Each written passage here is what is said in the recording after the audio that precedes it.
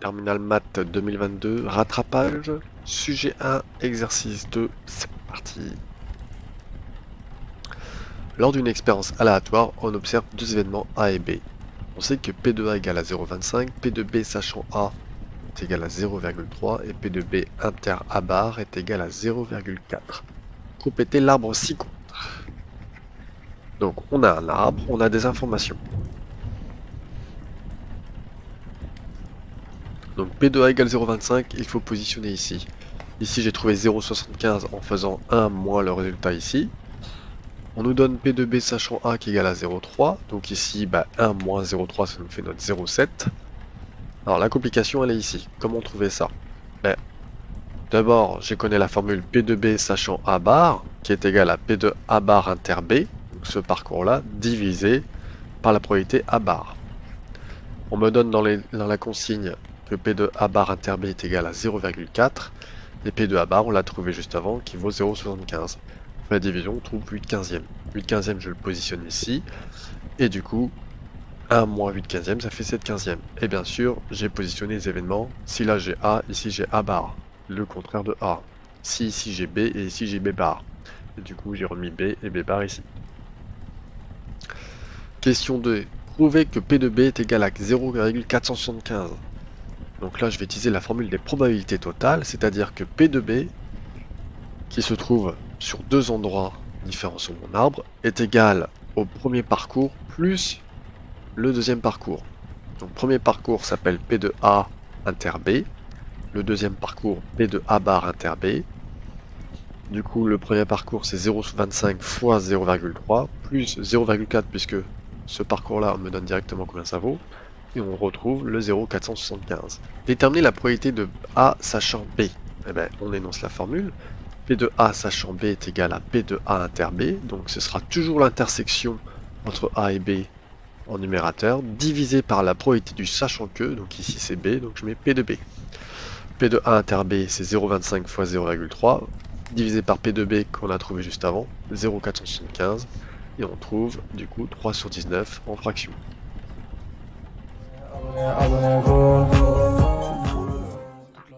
Terminal Math 2022, rattrapage sujet 1, exercice 1, c'est parti. Donc, le plan est muni d'un repère orthonormé OIJK. P est le plan d'équation x moins y plus z égale 0. Première question, parmi les 4 points suivants, déterminez celui qui n'appartient pas au plan P, justifiant la réponse. Alors, on va remplacer chaque coordonnée dans l'équation du plan. Et si on trouve 0 égale 0, le point appartiendra au plan. Donc on va faire avec le point B et le point A. Alors si je fais le point A, mes coordonnées sont 1, 1, 0. Je remplace x, y, z. Donc le x par 1, le y par 1 et le z par 0. Et je trouve 0 égale 0. Donc ok, le point A appartient au plan. Maintenant avec le point B, de coordonnées 1, 1, 1. Je remplace x, y, z, 1 moins 1 plus 1 égale 0, ça fait 1 égale 0, ah, ça c'est impossible, donc c'est faux, le point B n'appartient pas au plan. Question 2.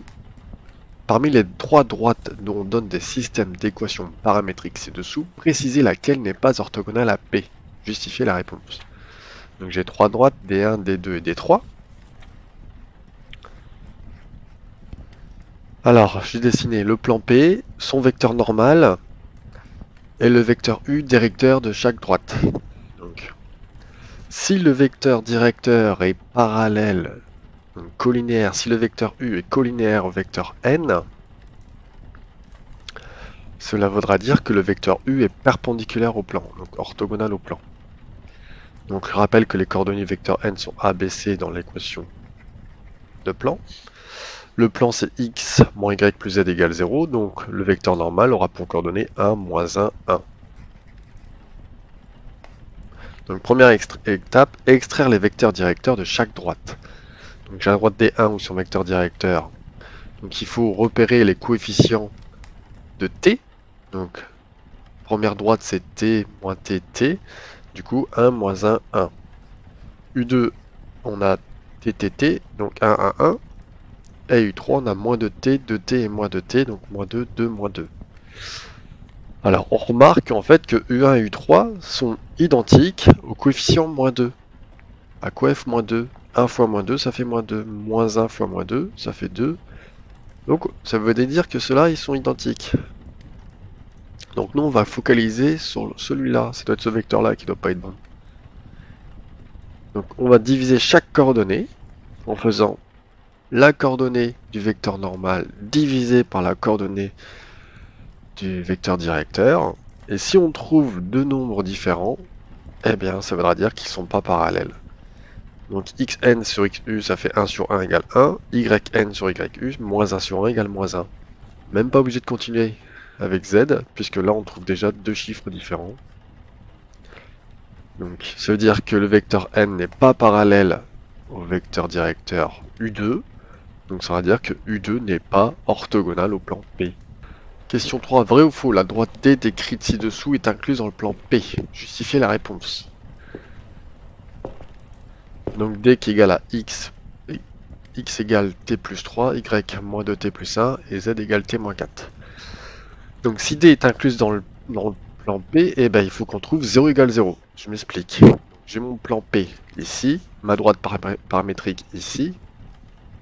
Donc je vais injecter, je vais substituer le x par l'expression, le y par son autre expression et le z par son expression. Et si à la fin on trouve 0 égale 0, ben ça s'arrête là. La droite D est incluse dans P. Donc j'ai substitué, je calcule, et je trouve une valeur pour t. Ah, si je trouve une valeur pour t, ça veut dire que la droite aura juste un point d'intersection avec le point P, donc la droite n'est pas incluse dans le plan P. Elle aura juste un point d'intersection. Et ensuite, pour trouver, si on vous demande de trouver le point d'intersection, bah du coup, il faut remplacer le t qu'on a trouvé dans la droite paramétrique, dans la représentation paramétrique, et on calcule, on aura les coordonnées x, y, z du point d'intersection. Voilà. Terminal Math 2022, rattrapage sur les fonctions logarithmes. C'est parti. Alors, on a une fonction f de x est égal à 1 moins 1 sur x moins 2 ln de x sur l'intervalle 0 plus l'infini. Calculer la dérivée f' de f. Donc, on dérive 1, la dérivée de 1 c'est 0, la dérivée de 1 sur x c'est moins 1 sur x carré, j'ai laissé le moins ici, je réécris le moins, le 2 je le garde, pourquoi? Parce que c'est une multiplication, deux fois quelque chose on ne le dérive pas, hein. On conserve le coefficient. Ln de x, la dérivée de ln de x c'est 1 sur x.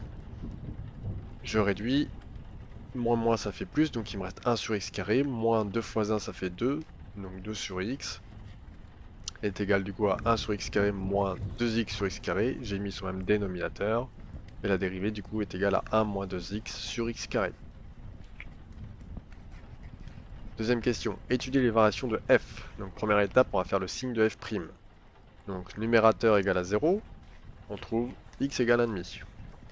Dénominateur valeur interdite, x carré différent de 0, x différent de 0. Étape 2, tableau de signes. Allez, le tableau compris entre 0 et plus l'infini, on a trouvé que 0 c'était une valeur interdite, donc on met une double barre, et 1,5 c'était la racine. On trace le trait, on met 0 ici parce que c'était pour 1 moins 2x, du coup on met le 0 ici pour la dérivée. Signe, alors le signe contraire, on commence toujours par le signe contraire de x, donc plus 0 moins. X carré c'est toujours positif, plus plus. Plus sur plus ça fait plus, moins sur plus ça fait moins. Étape 3, les variations. Donc f' est positif sur 0, 1,5. Donc f est croissante sur ce même intervalle. F' est négatif sur 1,5 plus l'infini. Donc f est décroissante sur ce même intervalle. Question petit c. On a deux limites à faire. La première limite c'est en 0. Et on nous donne une aide. On nous dit que 1 sur x plus 2 ln de x, on peut l'écrire 1 sur x facteur de 1 plus 2x ln de x. Alors, si on faisait la limite comme ça direct, 1 sur 0, ça nous fait moins l'infini. Ln de 0, moins l'infini, mais avec le moins devant, plus l'infini. Donc on a moins l'infini plus l'infini, ça s'appelle une forme indéterminée. Donc le but du jeu ici, ça va être de lever la forme indéterminée. Donc la première étape, je vais modifier la fonction. Donc j'ai ma fonction ici f de x. Je vais factoriser par -1 cette partie-là. Donc je pense à changer les signes. Et ça, je vais utiliser l'aide qu'on m'a donnée pour écrire ce qui est écrit. Là maintenant, je peux faire la limite. La limite de 1, c'est 1, quel que soit x tend vers n'importe quoi.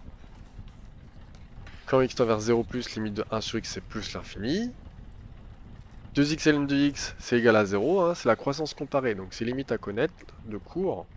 Donc petite croissance comparée, bah, si vous savez plus, vous tracez le repère orthonormé, l'axe des y, la fonction y égale x, la fonction ln de x, et on voit bien que en 0, c'est la fonction y égale x qui domine sur le logarithme. C'est pour ça ici qu'on écrit 0. Limitant 1 plus 2x ln de x égale 1, par somme. Donc ensuite, par produit, 1 sur x, facteur de tout ce qu'on a trouvé au-dessus, est égal à plus l'infini, hein, en 0. Hein. 1 sur x, on a trouvé plus l'infini fois 1, et plus l'infini. Et ensuite, on refait une somme, hein, moins la limite précédente, moins plus l'infini, c'est moins l'infini, avec un 1 devant, ça me donnera moins l'infini.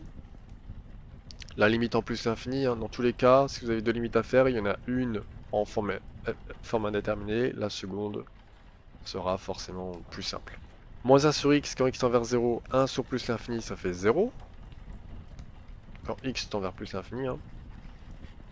Limite, quand x tend vers plus l'infini, de moins 2 ln de x. Ln de x en plus l'infini, ça fait plus l'infini, mais fois moins 2, ça donne moins l'infini. On fait la somme de tout. 1 plus 0 plus moins l'infini, et ben ça nous donne moins l'infini.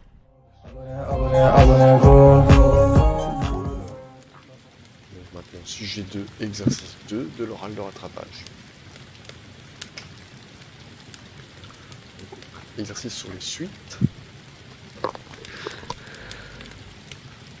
Alors, on a une suite UN définie par U0 égale à 1.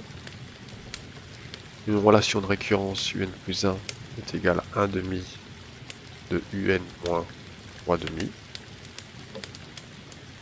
Pour ma question, juste du calcul.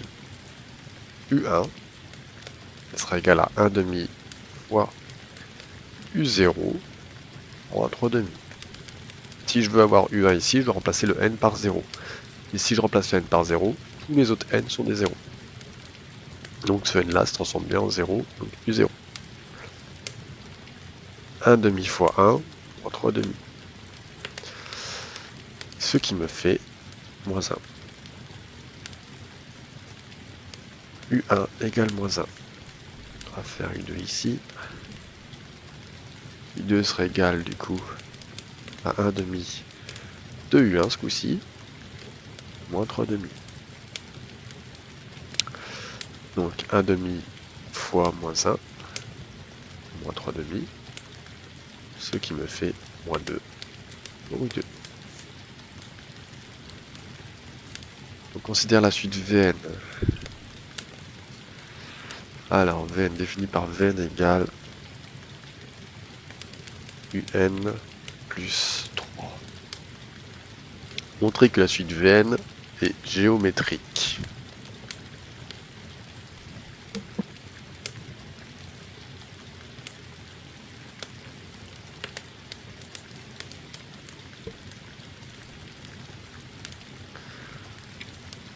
Donc si Vn est une suite géométrique, c'est-à-dire que Vn plus 1 sera égal à Vn fois Q. Q la raison.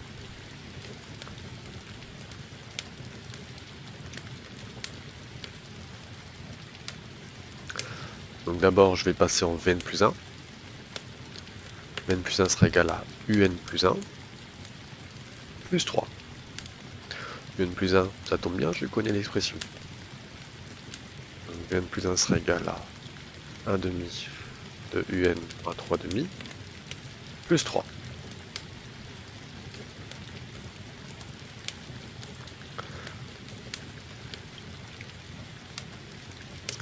Je modifie le Vn égale Un plus 3 en Un égale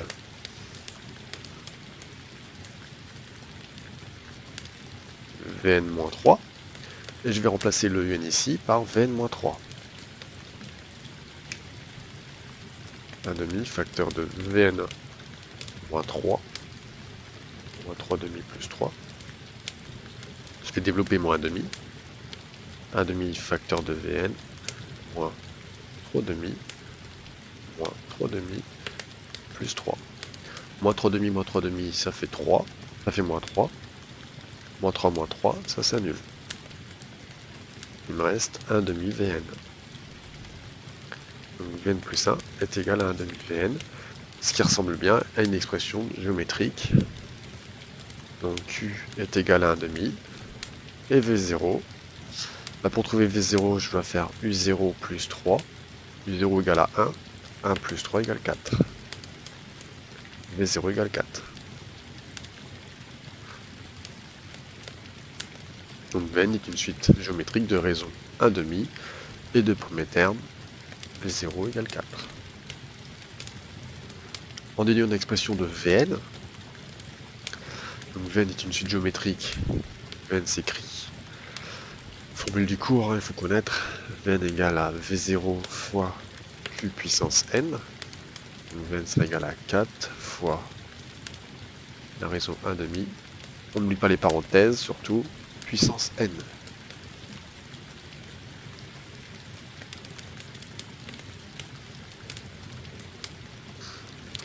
Ensuite, je dois trouver l'expression de Un en fonction de l'unité. Donc là, je vais combiner avec la formule que j'avais trouvée. Donc Un est égal à Vn moins 3. Mon Vn, ça tombe bien, je l'ai.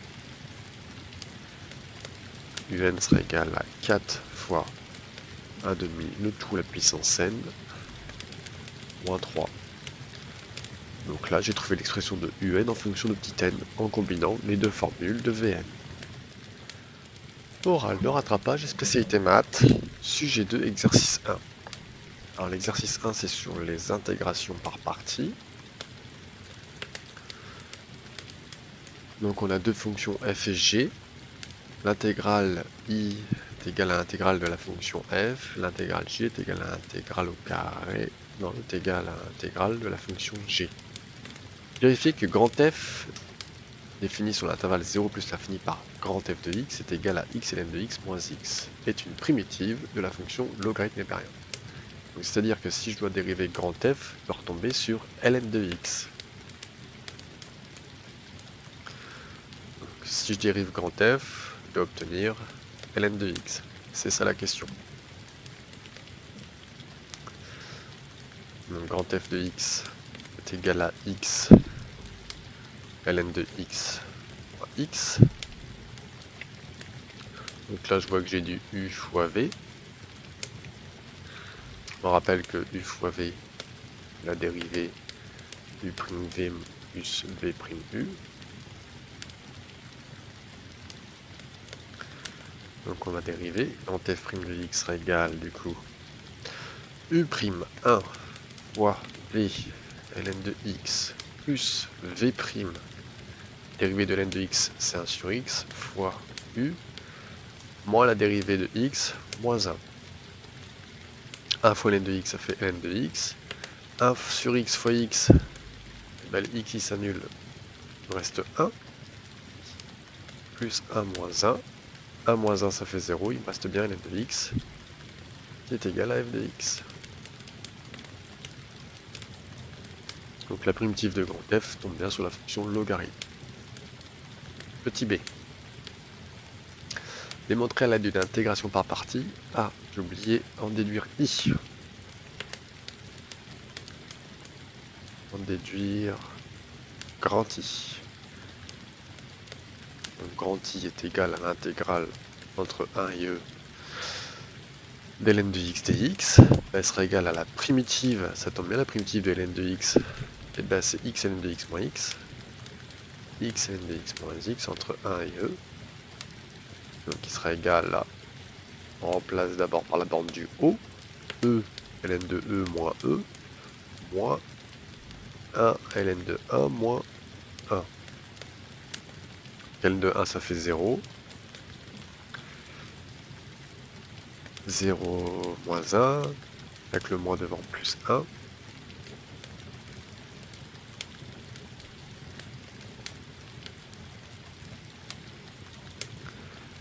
ln de E, ça fait 1. 1 fois E, E moins E, 0, plus 1, il me reste 1.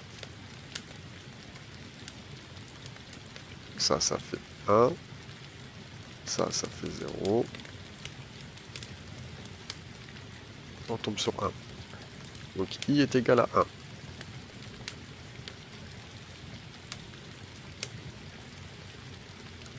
Petit b.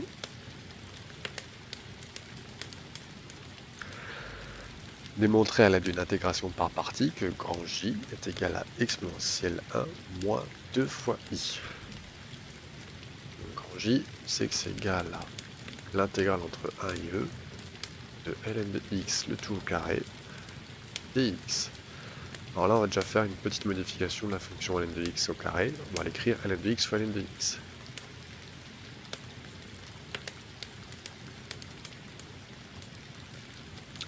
On rappelle la formule de l'intégration par partie.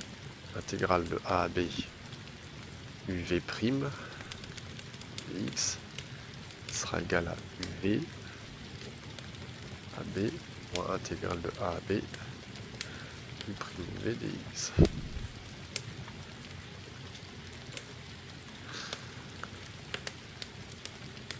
Donc lui, je vais le nommer u, je vais le nommer v'. Donc u est égal à ln de x. Ah, u', c'est la dérivée de ln de x. On sait que c'est 1 sur x. v' est égal à ln de x. La primitive de v, on l'avait trouvé, c'est x, ln de x, moins x. Maintenant, j'ai toutes mes lettres pour compléter la formule.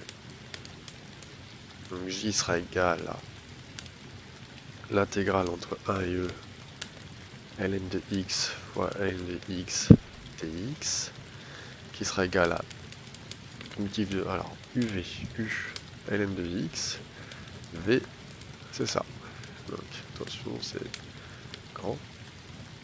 ln de x facteur de x, ln de x, moins x, entre 1 et e, moins l'intégrale, u', 1 sur x, fois v, x ln de x, moins x. Pas de place, marqué juste en dessous. 1 sur x, facteur de x ln de x, moins x, dx.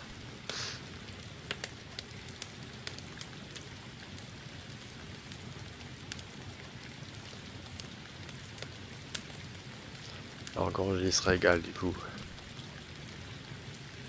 bande du haut, ln de e, facteur de e, ln de e, fois e, moins ln de 1, facteur de 1, ln de 1, moins 1.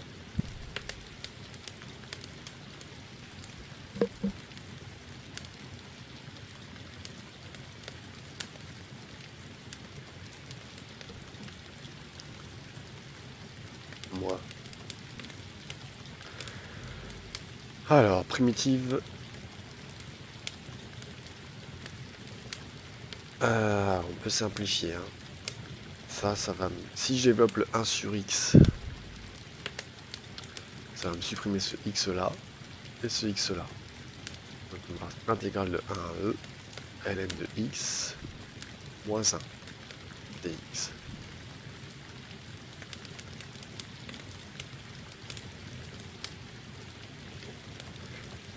Alors, tout ça, ln de e, ça fait 1. ln de e, ça fait 1 aussi.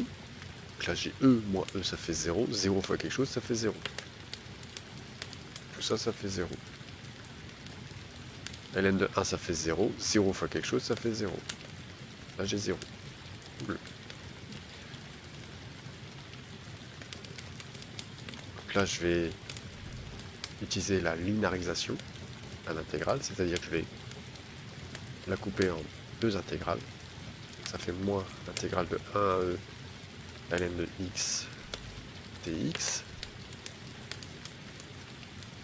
moins l'intégrale de 1 à e de moins 1 dx. Je peux sortir le moins ici, ça va changer. Moins l'intégrale de 1 à e ln de x dx, moins moins, plus intégrale de 1 à e de 1 dx.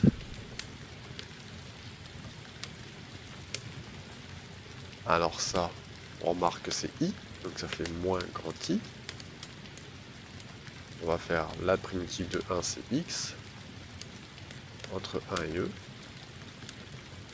moins grand i, plus dans le duo e, moins dans le duo bas 1, ça fait e moins 1, et on sait que 1, c'est égal à i, on l'a démontré à la première question.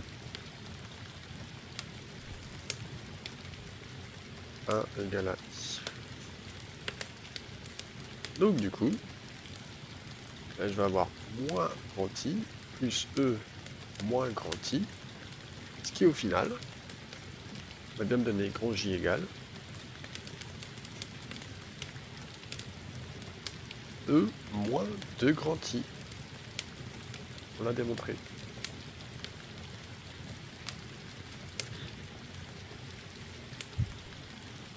Petit c, donner la valeur de A. Donc l'air A est égal à l'intégrale claire grise sur le graphique entre 1 et E de la fonction f de x moins la fonction g de x dx qui sera égal à l'intégrale de 1 à E de f de x dx, donc linéarisation des intégrales, moins l'intégrale de 1 à E de g de x dx qui sera du coup égal à 1 moins j égal du coup à 1 moins e moins 2i qui sera du coup égal à 1 moins e 2 puisque i fait 1 et du coup qui sera égal à 3 moins e. Voilà pour l'exercice 1. Alors, oral de rattrapage, spécialité maths 2021. Premier sujet et premier exercice. Alors, exercice 1, soit grand F la fonction de définition R par l'expression grand F de x égale à x exponentielle moins x. Montrer que grand F est une primitive de la fonction petit f. Définition R par f de x est égal à 1 moins x en facteur d'exponentielle moins x. Donc, pour prouver que grand F est une primitive petit f, cela veut dire que grand F' doit donner petit f. Il faut dériver grand F et retomber sur petit f. Donc, grand F est égal à x exponentielle moins x. Donc là, on repère tout de suite qu'il y a une multiplication de termes en x.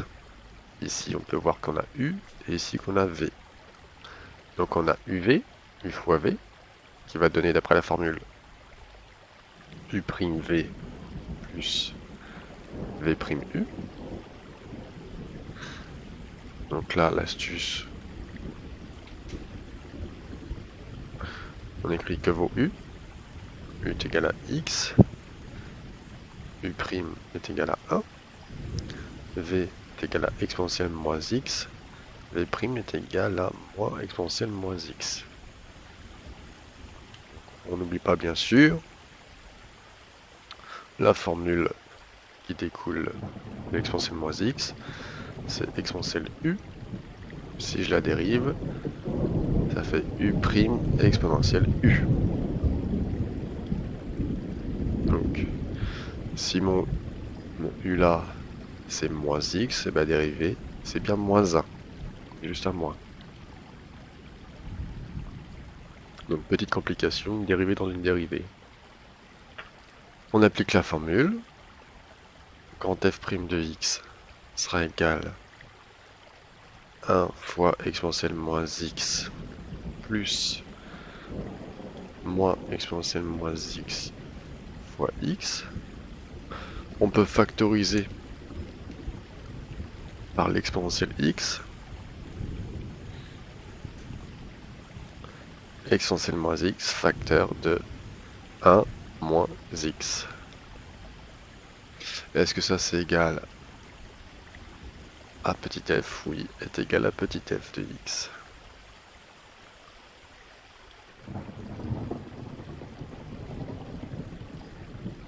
Grand F, eh bien, une primitive de petit f. Existe-t-il d'autres primitives de la fonction petit f? Bien sûr, toutes les fonctions, toutes les primitives de la fonction petit f vont s'écrire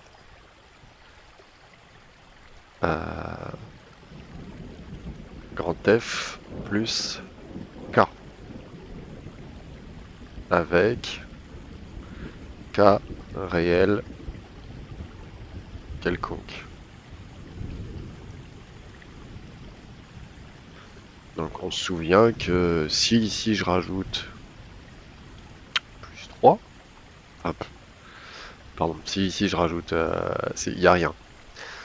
Donc dans mon expression de grand F, qui est égal à x exponentielle moins x, si je mets plus 1, plus 2, plus 3, par exemple grand F de x est égal à x exponentielle moins x plus 2, si je le dérive, je vais bien retomber sur cette expression-là, et la dérivée de 2 fait bien 0. J'ai bien rien ici. Donc je pourrais mettre n'importe quelle valeur ici, tant que c'est un réel.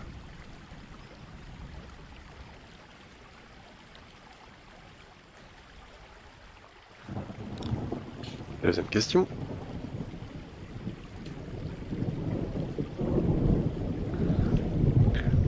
Dressez le tableau de variation de grand F. D'accord? On va écrire grand F de x ici est égal à x exponentielle moins x.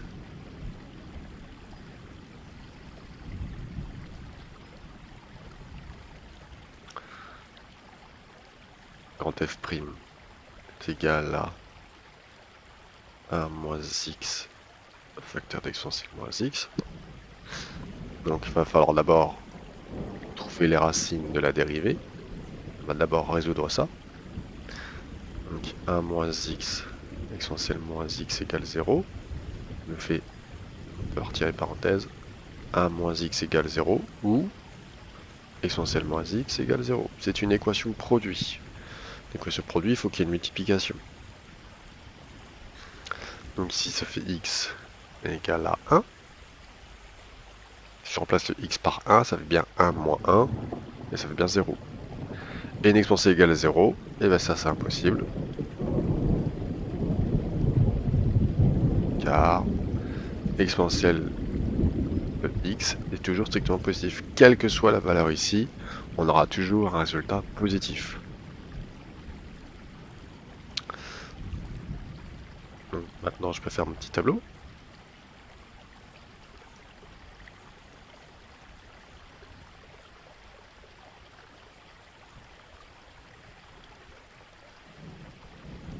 L'infini plus l'infini, on est sur R.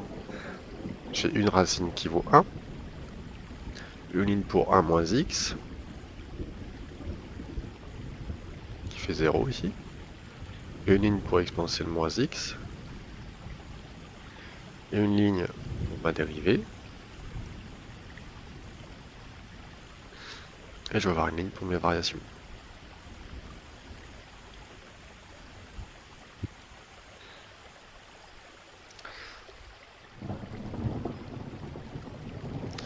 Donc je répercute le 0 sur ma dérivée. Maintenant le signe. Le signe de x à droite du petit 0. Donc x c'est moins x, donc ici je mets moins. Donc forcément ici c'est plus. L'exponentielle moins x, on a dit que c'était toujours positif, donc plus, plus. Règle des signes, plus ça fait plus ça fait moins. Donc au niveau des variations, Quand la dérivée est positive, la fonction est croissante. Quand la dérivée est négative, la fonction est décroissante.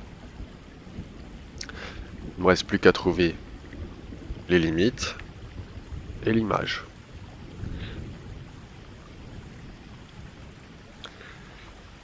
Donc on va faire la limite.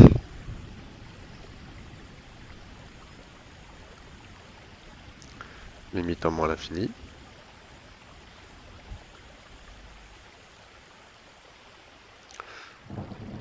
Donc,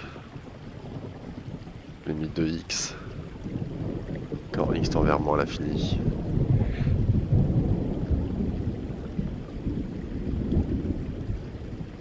Égal à moins l'infini. Limite d'exponentielle moins x quand x tend vers moins l'infini. Donc moins x en moins l'infini ça fait plus l'infini. Exponentielle de plus l'infini ça fait donc plus l'infini. Par produit.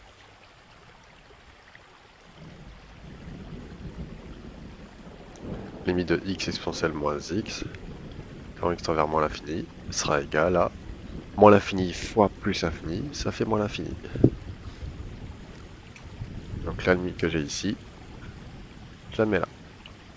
Ça reste cohérent. En plus l'infini.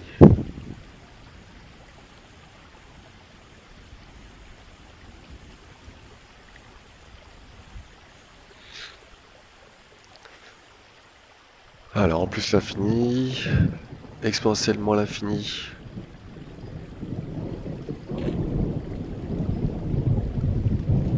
Exponentielle moins l'infini. Alors moins l'infini en plus l'infini ça fait moins l'infini. Exponentielle de moins l'infini ça fait 0. Et x envers plus l'infini ça fait 0 fois plus fois. Alors l'infini fois 0.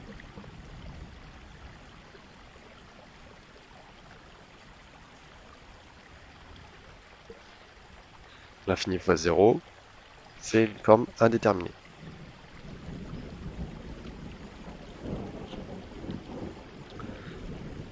Donc il va falloir modifier l'expression de grand f de x. Exponentielle moins x.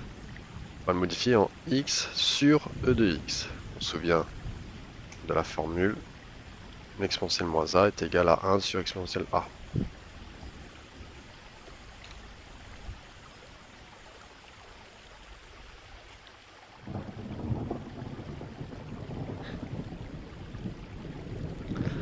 Donc ça c'est une limite de cours du coup maintenant. Limite de x sur e de x quand x tend vers plus l'infini est égal à 0 par croissance comparée. Donc c'est une limite du cours, il faut la connaître par cœur.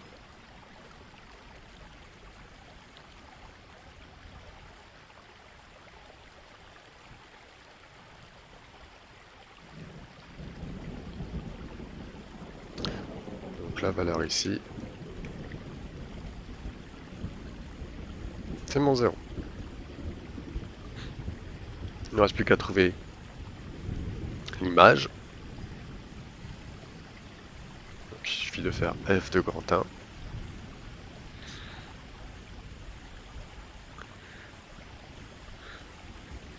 Donc on remplace les x par des 1 exponentielle moins 1. Qui est égal à exponentielle moins 1. Donc la valeur ici, mon image, je la mets dans mon tableau exponentielle moins 1. Dernière question.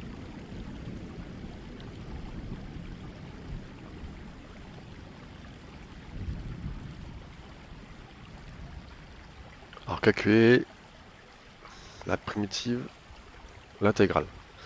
L'intégrale de 0 à 1, de 1 moins x, pardon, exponentielle moins x dx. Le dx veut dire que c'est x la variable, est égal à, entre crochets, on écrira donc la primitive de ça. La primitive de ça, c'est grand F, puisque ça c'est petit f. X exponentielle moins x entre 0 et 1.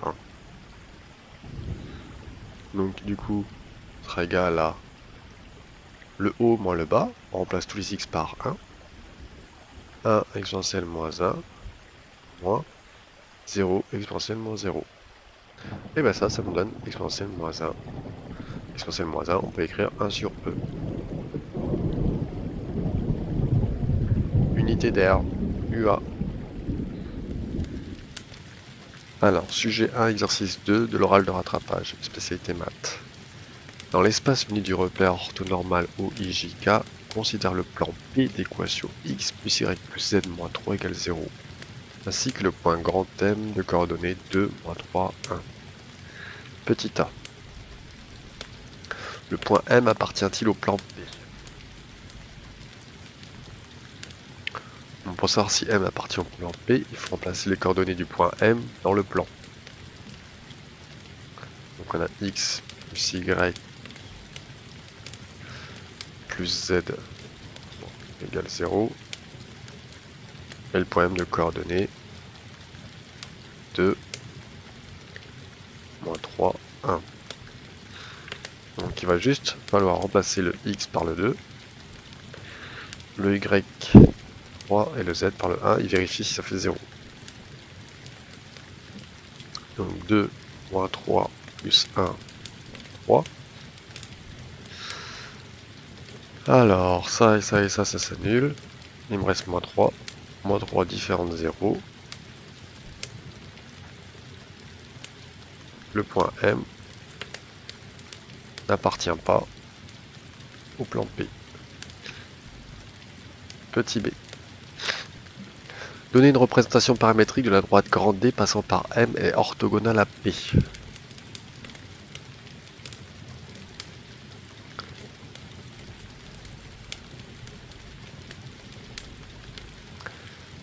Donc, l'équation cartésienne, on se souviendra, ça nous donne les coordonnées du vecteur normal.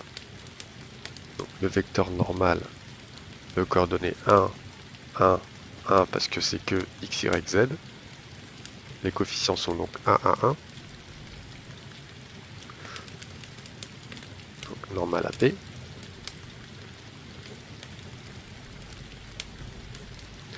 Normal de P. Et la droite D est aussi orthogonale au plan P. Donc si elle est orthogonale au plan P, ça veut dire que son vecteur directeur sera les coordonnées du vecteur normal du plan. Donc le vecteur directeur sera aussi 1, 1, 1.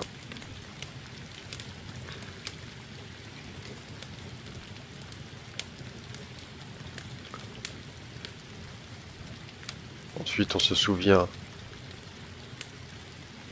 d'une représentation paramétrique x, y, z. Il faut la coordonnée d'un point. Ici, on sait que c'est le point M. Donc 2, moins 3, 1.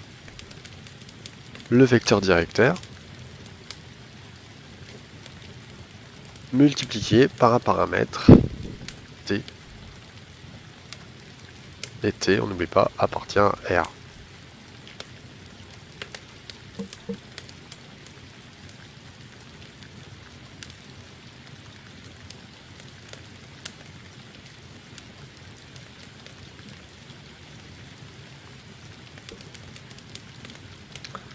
Déterminer les coordonnées du point H, intersection de D et P.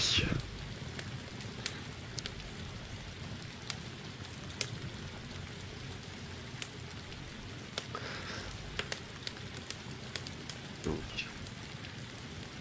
H appartient à D.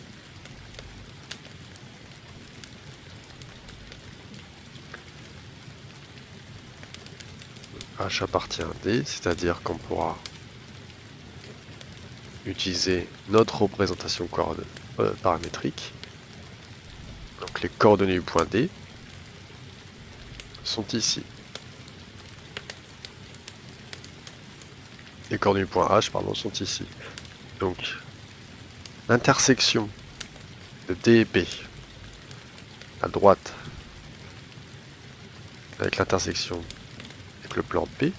Donc x, y, z et x, y, z ici sont en commun. Donc il va falloir injecter ces expressions-là dans l'équation cartésienne. C'est-à-dire que mon x ici, ça va valoir 2 plus t, plus mon y, moins 3 plus t,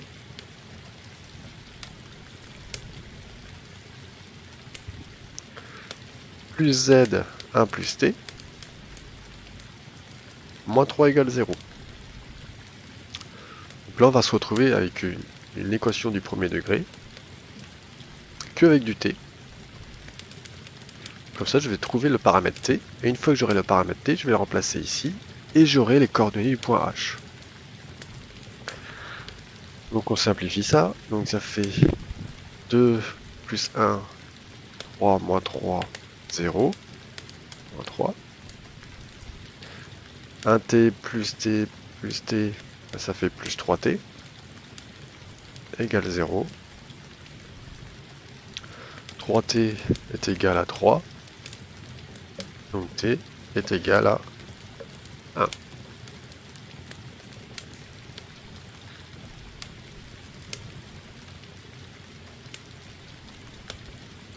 Maintenant que j'ai trouvé le paramètre t,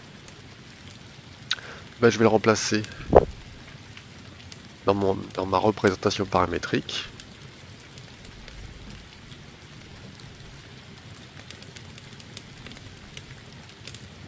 Donc les coordonnées du point H, ça va être 2 plus 1 fois 1, moins 3 plus 1 fois 1, et 1 plus 1 fois 1. Ce qui va me donner 3, moins 2, 2.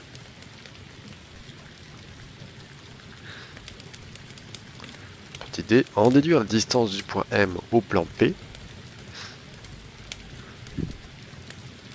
Donc il faut que je trouve le vecteur HM, les coordonnées du vecteur HM, et ensuite je ferai la formule de la distance d'un vecteur pour trouver du coup la distance du point M au plan P.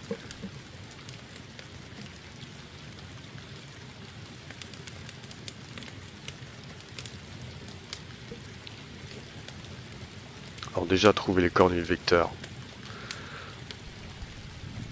Donc on va faire HM.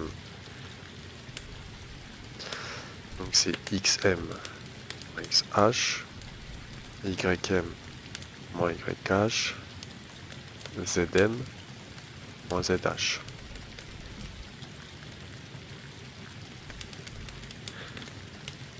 Donc XM,